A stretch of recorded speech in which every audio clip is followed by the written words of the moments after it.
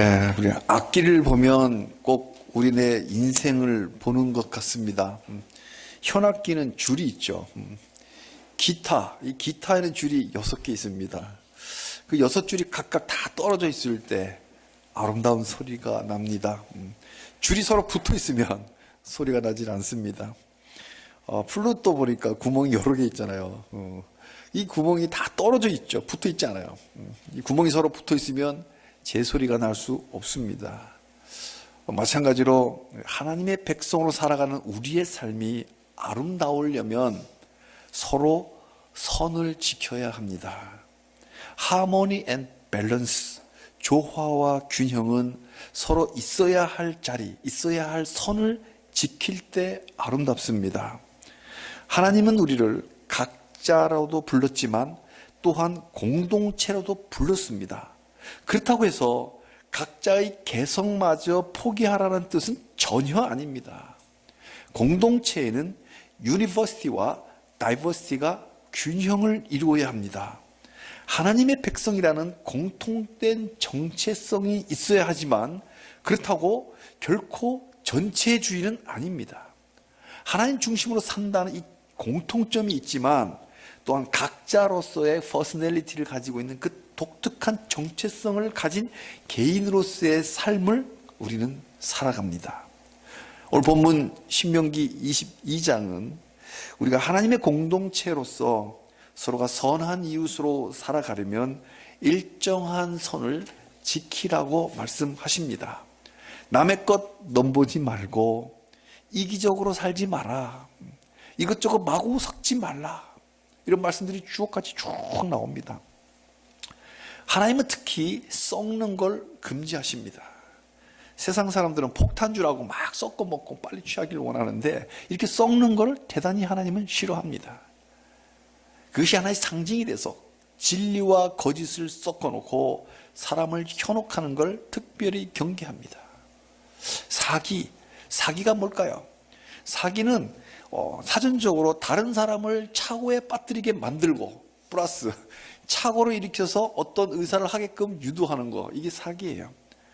그러니까 거짓을 사실처럼 이야기해갖고 그 사람으로 하여금 사실로 믿게끔 착오에 빠뜨린 다음에 그것을 의욕하게끔 행동하게 해서 남의 재산을 뺏어 먹는 거, 이게 사기예요. 이 썩는 거야. 그 썩지 마라. 그래서 오늘 본문을 선을 지켜라 라는 제목으로 말씀 증거할 때에 은혜의 시간 되시기를 축복합니다. 우리나라 민법에는 주인 없는 물건은 현재 가지고 있는 사람에게 소유권이 있다고 합니다. 부동산은 등기되어 있는 사람 거, 동산은 현재 소유하고 있는 거, 그 사람 거예요. 그래서 이 물컵은 현재 누구 거예요? 제 거예요. 왜? 제 손에 있으니까. 근데 그냥 갖는 것이 아니라 주운 물건은 최소 6개월은 신문에 알린 다음에 그래도 주인이 나타나지 않으면 그때 가질 수 있습니다. 훔친 물건은 해당이 안 되고요. 땅속에 묻혀 있는 걸 발견했을 때는 최소 1년은 공고를 해라. 1년 뒤도 나타나지 않으면 땅 주인하고 반반 나눠 가져라. 땅속에서 금덩어리 나오면 발견했으면 반반 나눠 가져라. 이게 우리나라 민법이에요. 그렇지만 하나님의 법은 좀 다릅니다. 하나님의 법은 남의 물건 아예 가질 수 없다. 아무리 공고하고 6개월, 1년 지나도 못 가진다. 네 게 아니다. 남의 물건 가지면 도둑질이에요. 그러니까 길 가다 주운 물건도 마찬가지예요. 길 잃은 짐승이라고 슬그머니 끌고 가면 그 도둑질하는 거다. 팔계명 어기는 거예요. 남의 재산이라는 그 선을 넘지 마라. 남의 소유권 선을 넘지 말라. 그러니까 뭐 내 물건 아니면 뭐 안 보지 뭐. 그 내 물건 아니니까 못 본 채 해도 되나? 오늘 본문 1절에 보면 길을 잃고 헤매는 소나 양을 보거든 못 본 채 하지 말라. 그치? 반드시 그 주인에게 끌고 가서 돌려줘라. 주인이 누구인지 알 수 없으면 주인 나타날 때까지 그 짐승을 돌봐주다가 나타나면 돌려줘라. 못 본 채 하지 마라. 단순히 남의 가축에 손대지 않는 수준에 머물지 말고 공경에 빠진 짐승을 주인이 올 때까지 돌봐주라. 이게 손 지키는 거예요. 못 본 채 하지 말라. 이게 오늘 주시는 메시지예요. 선을 넘지 않는다는 것은 모르는 척하는 것이 아니라 남의 소유권을 침해하지는 않되 그 소유권을 보존되도록 도와주는 것, 여기까지가 선을 넘지 않는 거예요. 그래야 우리가 선한 이웃입니다. 제가 한 번은 집에 혼자 있을 때가 있었어요. 가족들 다 혼자 있는데 집에 강아지가 있잖아요. 어쩌다가 현관문을 열었는데 저희 강아지 굉장히 호기심이 많아요. 그래서 이게 원래 사냥개 혈통인가 봐요. 호기심이 많아서 팍 뛰쳐나간 거예요. 4층인데 얼른 뒤따라 나갔는데 얼마나 빠른지 온데간데 없어요. 아무리 찾아봐도 골목을 다 찾아도 없어갖고 큰 길까지 뛰어나갔어요. 갑자기 뛰니까 저도 막 숨이 벅차고 막 뛰는 거예요. 아무리 봐도 없어. 가슴이 철렁하죠. 벌써 찾기 시작 5분이 지났어요. 점점점 멀어지는 거예요. 찾을 확률이 점점점 없어지는 거예요. 집에 있다가 졸지에 강아지 잃어버린 거예요. 길 가다 잊어버린 것도 아니고 정말 큰일 났어요. 가슴이 철렁 내려앉았어요. 그 순간 제 안에 머릿속에 가족들이 제일 먼저 떠올랐어요. 특별히 그 강아지를 사랑하는 우리 가족들이 또 뒷감당이 안 되는 거예요. 이게. 또 한편으로는 아무리 호기심 많은 강아지지만 지금쯤이면 자기도 주인을 잃어버리고 길을 잃어버리고 그 강아지 심정도 덜컥 내려앉아갖고 지금 길을 헤매고 있을, 그걸 생각하니까 참 마음이 아픈 거예요. 고양이는 괜찮아요. 근데 강아지들은 대체로 3일 내에 소태 들어갑니다. 보통 나쁜 사람 손에 잡히면. 고양이는 뭐 약을 먹지만 그래서 산에 길 잃은 양이들이 많은데 강아지들은 없어요. 왜? 다 탕에 가니까. 그걸 생각하면 나쁜 사람의 손에 걸리면 어떡하나. 너무 마음이 아픈 거예요. 그렇게 한참을 안절부절하고 있는데 아내에게서 전화가 왔어요.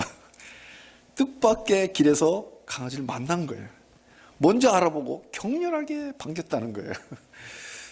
그러니까 강아지 입장에서는 주인을 잃고 나니까 얼마나 무서웠을까요? 얼마나 겁이 났을까요? 그러다가 주인을 보니까 엄청 격렬하게 막 반기는 거예요. 오늘 본문은 이런 짐승들을 헤아려서 돌봐주라는 말씀이에요. 못 본 채 하지 말고, 못 본 채 하지 말라. 짐승은 하나님이 만드셨습니다. 또 우리의 유익을 위해서 우리에게 돌보라고 붙여주셔서 그 가축이잖아요.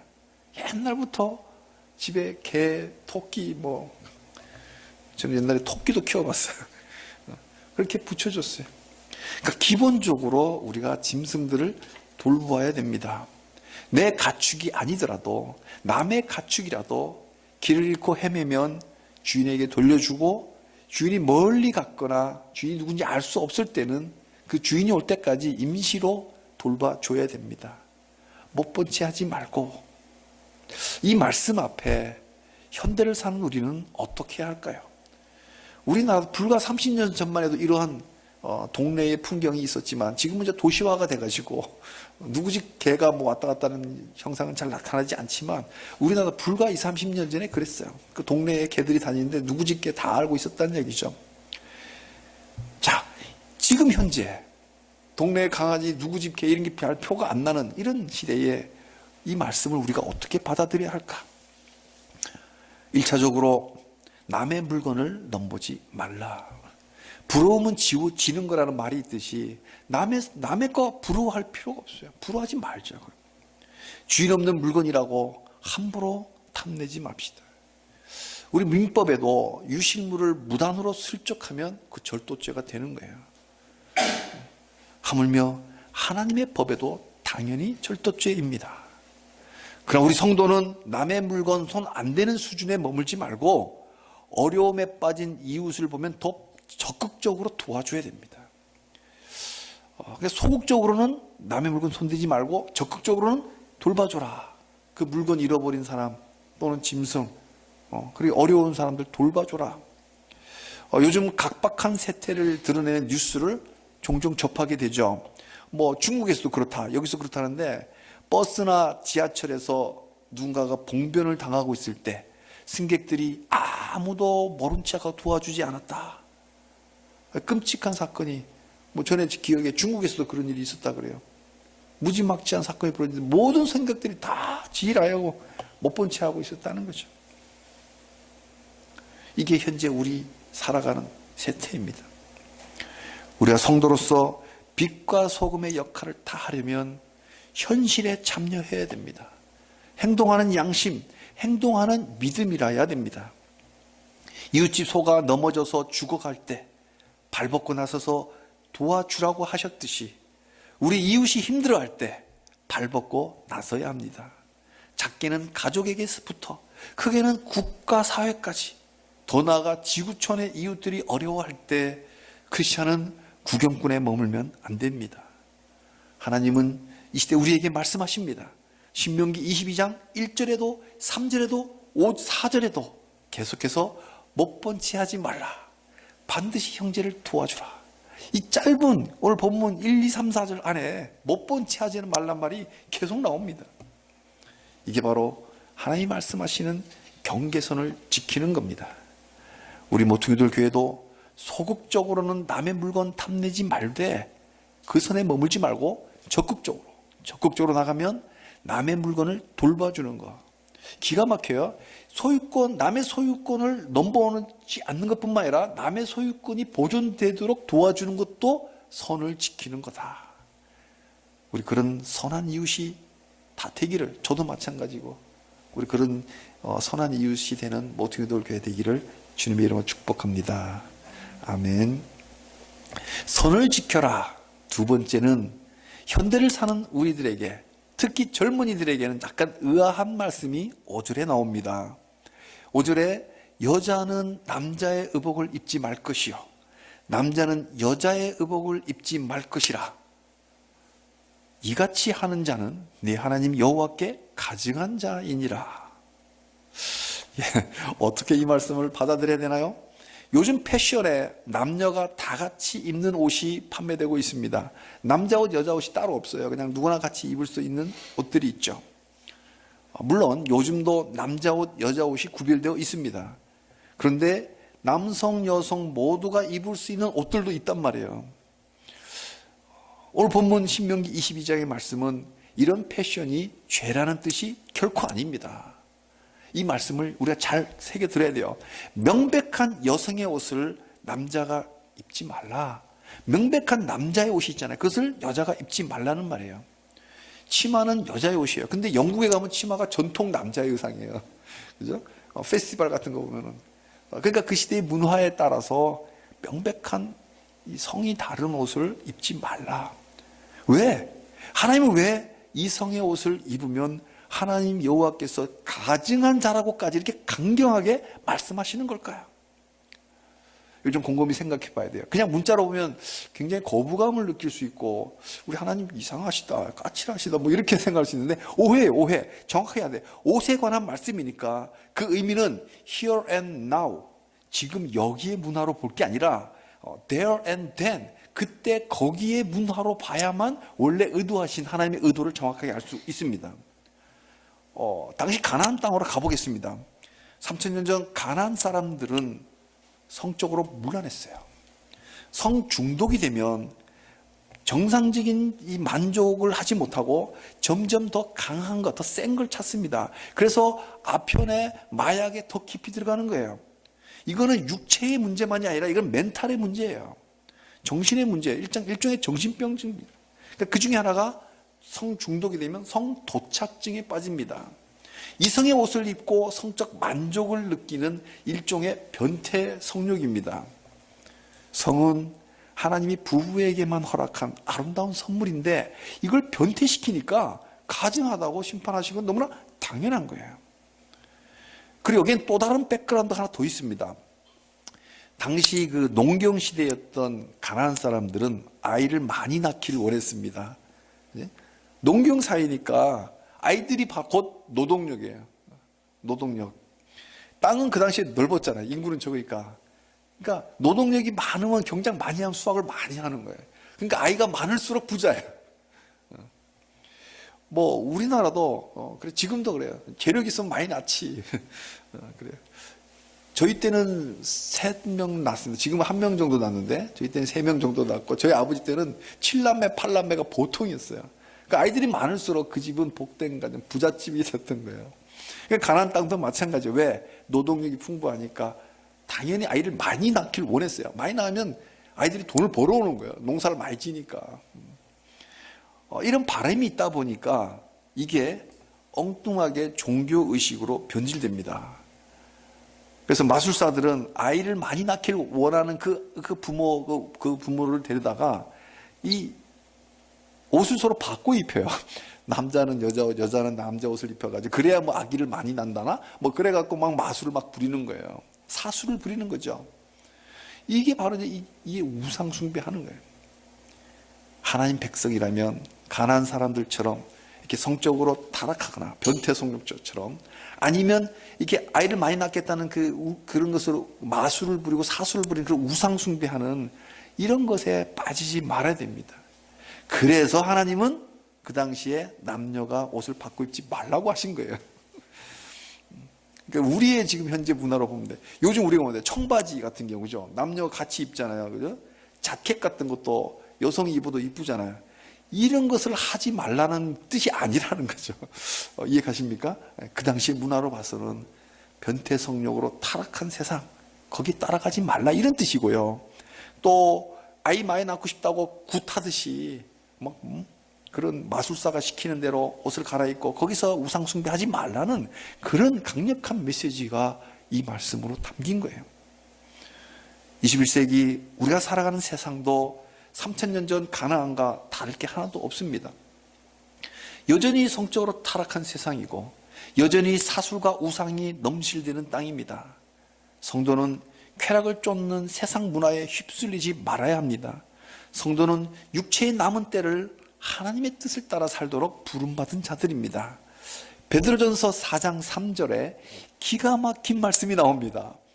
너희가 음란과 정욕과 술취함과 방탕과 향락과 무법한 우상 숭배를 하여 이방인의 뜻을 따라 행한 것은 지나간 때로 족하다. 이런 말씀을 베드로가 아시아에 널리 흩어져 있는 유대인 백성들에게 편지를 써준 거예요. 지나간 때로 족하도다. 다시 돌아가면 선을 넘는 거다. 하나님의 은혜를 아는 자는 지나간 때의 세상 즐거움이 다 헛된 것뿐이다. 그런 세상 즐거움이 오히려 싫어지는 거예요. 땅이 가증한 자를 토해내듯이 그 많은 향락들이 토하고 싶은 가증한 것들임을 은혜 받은 자는 압니다. 옷 하나라도 남녀가 분별 없이 섞어 입지 말라는 이 짧은 하나님 말씀 속에 우리의 거룩을 향한 우리가 거룩하기를 원하는 그 하나님의 마음이 담겨 있어요. 내 새끼라면 나를 닮아야지. 내가 거룩하니 너희도 거룩하라. 그래서 오늘 이 말씀 갖고 요즘 나오는 그 유니섹스의 패션 그 입지 말자 이런 것은 율법주의에 빠져버리는 것이고요. 그 속에 원래 담겨 있는 하나의 말씀 세상 따라 섞여 살지 마라. 그 말씀 우리 가슴에 새기며 살아가시기를 주님으로 축복합니다. 세 번째, 선을 지켜라. 세 번째는 썩지 말라. 혼합하지 말라. 문자 그대로 섞지 말라.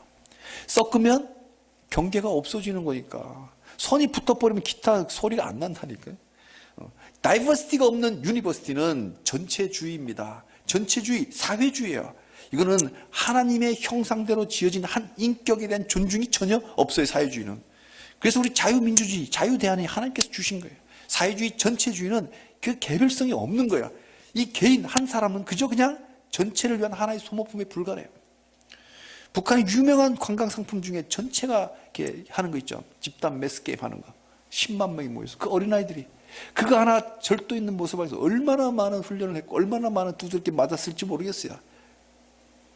그걸 보면서 아름답다. 정말 양심 없는 사람들입니다. 그 속에 10만 명 어린아이들을 불쌍히 여겨야 돼요. 그 전체주의는 한 인간을 말살하는 거예요. 그러나 우리 하나님은 그 다이버시티를 존중해 준다. 유니버시티만 존중하는 게 아니라 하나님이 일일이 창조하신 그 한 사람 한 사람, 그 정체성을 가진 그 독립된 하나의 인격체들이에요. 그래서 이거를 마구 섞지 마라. 우리 일상에서도 함부로 섞지 말라. 그게 바로 9절에 포도원에 두 종자를 섞어 뿌리지 말라. 10절에 소와 나귀를 결의하여 갈지 마라. 결의하단 말 자주 씁니까, 형제님? 평소에? 결의하다. 잘 모르다. 우리 잘 안 쓰는 말이잖아. 그래서 이게 뭐냐? 보니까 결의하다는 것은 함께 하다는 뜻이에요. 이제 앞으로 한번 가보세요. 우리 함께 합시다 할 때 우리 결의합시다 한번 해봐요. 약간 지금 우리 평소 이 현대어하고 조금 우리 번역이 조금 이렇게 안 맞지만, 결의해서 갈지 말한 것은 소와 나귀를 같은 멍에 메어가지고 함께 밭을 갈지 말라, 이런 뜻이에요. 근데 소와 나귀는 덩치가 다르잖아요. 발 길이도 달라요. 그러니까 보폭이 달라. 그러니까 어떻게 해요? 소가 성큼성큼 가는데 나귀는 아장아장 가면 어떻게 해요? 이 나귀가 앞으로 못 가고 옆으로 삐 가는 거죠. 그러니까 밭이 제대로 갈릴 리가 없어요. 일을 망치는 거예요. 함께 하지 마라. 11절에 양털과 배실로 짠 것을 입지 말라고 합니다. 야, 참, 아까는 남녀간 옷을 입지 말다. 이제는 양털과 배실로 짠 것을 입지 말라. 사실 이 말씀은 레위기 19장 19절에도 나옵니다. 두 재료로 직주한 옷을 입지 말라. 여기서 짰다라고 하는 이 짠으로 번역한 것은 샤트네츠라고 하는 말인데, 이거는 두 재료를 혼합한 직물, 혼합직물을 뜻해요. 근데 이 샤트네츠라는 말은 원래 히브리어에 나오지 않아요. 근데 이게 뭐냐면 이집트 말입니다. 이집트 말을 외래어로 이 히브리 철자로 써놓은 거예요. 우리말도 뭐가 있나요? 이 컵이 우리말은 아니잖아요. 외래어잖아요. 그러니까 샤트네츠가 이집트 언어예요. 그것을 갖고 온 외래어예요. 그래서 이 혼합한 직물로 짠 옷을 입지 말라고 하신 이유를 제대로 알으려면 이집트로 가봐야 돼요. 성경에는 이 샤트네츠란 말 딱 두 번밖에 안 나와요. 오늘 본문 그리고 레위기 19장 19절 두 번밖에 안 나오거든요. 왜? 히브리어가 아니다. 히브리 사람들이 이렇게 짠 옷을 잘 입지도 않아요. 그래서 이집트로 가봐야 돼요. 그래야 무슨 뜻인지 알아요. 당시 이집트에서는 혼합 직물을 마술을 할 때 사용했어요. 마술을 할 때 얼룩덜룩해서 정말 세련돼 보이고 패션 감각이 있어 보이지만은 마술 쓸 때 쓰는 거니까 너희들 덩달아서 무분별하게 입으면서 그 우상 숭배에 동조하지 말라, 그런 뜻이 있습니다. 예. 지금까지 못 본 채 하지 말라, 이성의 옷 입지 말라, 종자를 섞어 뿌리지 말라, 소와 나귀를 같은 멍에 함께 메어서 밭 갈지 말라, 샤트네츠 혼합직물로 짠 것을 입지 말라. 계속해서 말라 하지 말라고 하시다가 이제 드디어 하라는 명령이 나옵니다. 어떠세요? 굉장히 강조법이죠. 말라 하다가 해라 이러면, 이건 지금까지는 다 조연들에서 지금부터 사실 주연해요. 그죠? 이런 기법인 거죠. 아주 강조한 기법. 그만큼 우리가 깊이 또 길이 계속해서 마음에 새겨야 할 말씀이 지금부터 나옵니다. 12절입니다. 너희는 너희가 입는 겉옷에 내 귀에 술을 만들지니라. 이게 뭘까요? 우리 젊은이들이 얼른 알아듣기 어려운 말이에요. 너희는 너희가 입는 겉옷, 이 겉옷에 내 귀퉁이에 술을 만들어라. 여기서 겉옷이란 우리가 어깨에 걸치는 숄과도 같은 거예요. 숄 알죠? 겉옷. 네. 옷이라기보다는 걸치는 거예요. 이 추울 때 이렇게 걸치는 거죠. 동양에서는 추울 때 이렇게 걸치는데, 이것이 서양에 넘어가고는 멋부리는 액세서리가 됐어요. 그래서 여성들이 이렇게 멋부립니다. 이 겉옷인데, 이 숄에 이 내 귀퉁이에다가 술을 만들어 달라고 합니다. 이 숄에 술을 달아라. 발음도 비슷하니까 재밌네요. 이 술이란 게 뭐야? 술은 실을 꼬아갖고 달아낸 장식 같은 거, 이런 게 이게 술이에요. 이게 술이 쫙 붙어 있는 거죠. 근데 이 말씀은 이미 모세가 광야에 있을 때 명령한 바가 있습니다. 민수기 15장 38절입니다. 이스라엘 자손에게 명령하여 대대로 그들의 옷단 귀에 술을 만들고 청색 끈을 그 귀의 술에 달아라. 청색 끈을 달아라. 쇼의 네 귀퉁이에 술을 다는데 그 술에다가 청색 끈을 달았습니다. 이건 매우 중요한 심볼입니다. 이스라엘 사람들은 파란색 하면 파란 하늘을 떠올렸습니다. 그죠? 파란색이에요. 지금 파란 색깔이 굉장히 중요한 거예요. 파란색은 파란 하늘. 하늘 하면 뭐예요? 하늘에 하나님이 떠오릅니다. 그러니까 파란색은 하나님을 상징하는 색상입니다. 예레미야 11장 16절에 여호와께서 그의 이름을 일컬어 푸른 감람나무라. 호세아 14장 8절. 호세의 주제가 뭔지 알아요? 알자, 여호와를 알자, 힘써 알자. 하나님을 아는데 어떻게? 나는 푸른 잣나무 같으니. 하나님을 색깔로 나타낸다면 파란색이에요.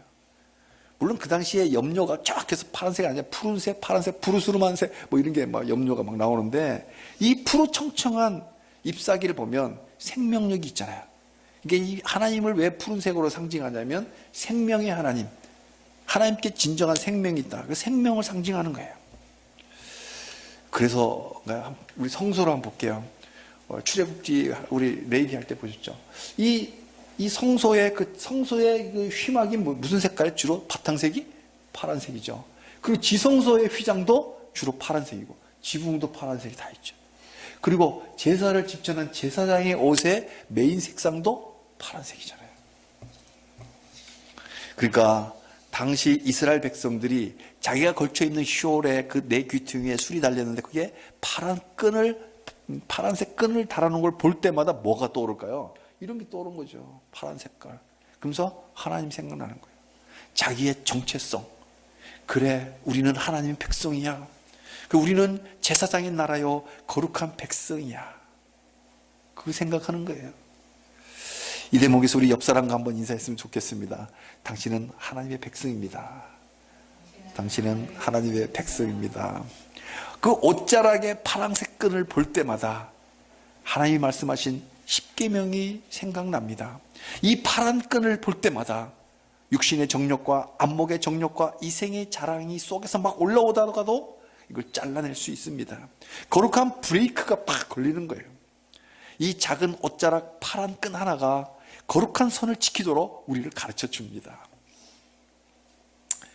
그래서 어떤 분은 이 말씀을 보면서 액세서리로 파란색 끈을 달아도 좋습니다. 근데 그게 목적이 되면 이런 또 하나의 율법주의가 돼요.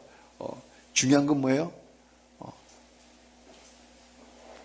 우리가 이 옷자락에 파란 끈을 달고 안 다니더라도 우리에게 해당되는 이 숄의 네 귀퉁이의 파란 끈은 성경 말씀이에요.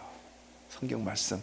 왜 파란 게 하나님을 상징하니까 제사장을 떠올리고 성소를 떠올리듯이 우리가 하나님 말씀을 떠올려야 돼요. 성령의 검, 하나님의 말씀이 우리에게 파란 끈이 되는 거예요. 그래서 하나님 말씀에 순종하면 거룩한 선을 지킬 수 있다. 우리가 아직은 연약하잖아요. 늘 회개하고 늘 애통하며 하나님께 가까이 가도 늘 뒤돌아보면 아직은 약해요. 아직은 약해서 아차 또 그랬구나. 또 하나님 회개거리가 또 생기는 거예요. 그렇지만 하나님의 말씀, 이 성경이 말씀하는 대로 순종해 가면 이 성도의 선, 이 거룩한 선을 지킬 수 있습니다. 순종이 우리를 거룩한 영광으로 인도합니다. 그러니까 좌절하지 말고 말씀에 내가 솔직하게 말씀 앞에 쓰면 좌절밖에 안 돼. 그럴 수 없어. 자신이 없으니까.